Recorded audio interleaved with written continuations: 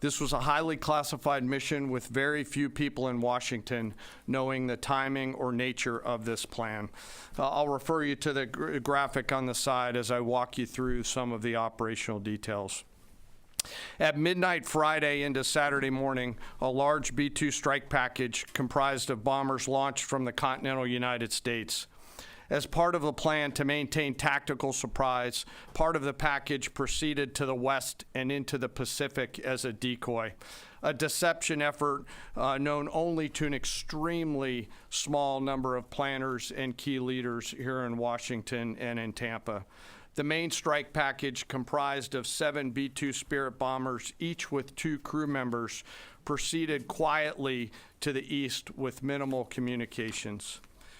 Throughout the 18-hour flight into the target area, the aircraft completed multiple in-flight refuelings. Once over land, the B-2s linked up with escort and support aircraft in a complex, tightly timed maneuver requiring exact synchronization across multiple platforms in a narrow piece of airspace, all done with minimal communications. This type of integration is exactly what our joint force does better than anyone else in the world. At approximately 5 p.m. Eastern Standard Time last night, and just prior to the strike package entering Iran, a U.S. submarine in the Central Command Area of Responsibility launched more than 24 Tomahawk land attack cruise missiles against key surface infrastructure targets at Esfahan. As the Operation Midnight Hammer strike package entered Iranian airspace, the U.S. employed several deception tactics, including decoys, as the 4th and 5th generation aircraft pushed out in front of the strike package at high altitude and high speed, sweeping in front of the package for enemy fighters and surface-to-air missile threats. The strike package was supported by U.S. Strategic Command, U.S. Transportation Command, U.S. Cyber Command, U.S. Space Command, U.S. Space Force, and U.S. European Command. As the strike package approached Fordo and Natanz, the U.S. protection package employed high-speed suppression weapons to ensure safe passage of the strike package, with fighter assets employing preemptive suppressing fires against any potential Iranian surface-to-air threats.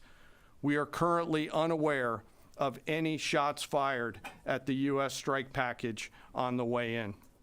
At approximately 6:40 p.m. Eastern Standard Time, 2:10 a.m. Iran time, the lead B-2 dropped 2 GBU-57 massive ordnance penetrator weapons on the first of several aim points at Fordo. As the president stated last night, the remaining bombers then hit their targets as well, with a total of 14 MOPs dropped against 2 nuclear target areas. All 3 Iranian nuclear infrastructure targets were struck between 6:40 p.m. and 7:05 p.m. Eastern Time. Again, that's about 2:10 in the morning local time in Iran, with the Tomahawk missiles being the last to strike at Esfahan to ensure we retain the element of surprise throughout the operation. Following weapons release, the Midnight Hammer strike package exited Iranian airspace and the package began its return home. We are unaware of any shots fired at the package on the way out. Iran's fighters did not fly, and it appears that Iran's surface-to-air missile systems did not see us. Throughout the mission, we retained the element of surprise.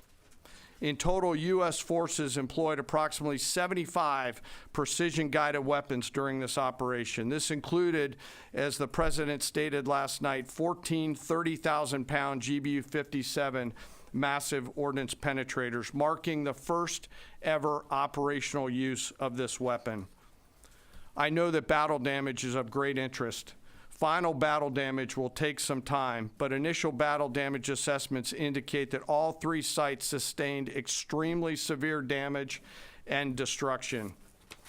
More than 125 U.S. aircraft participated in this mission, including B-2 stealth bombers, multiple flights of fourth and fifth generation fighters, dozens and dozens of air refueling tankers, a guided missile submarine, and a full array of intelligence, surveillance, and reconnaissance aircraft, as well as hundreds of maintenance and operational professionals.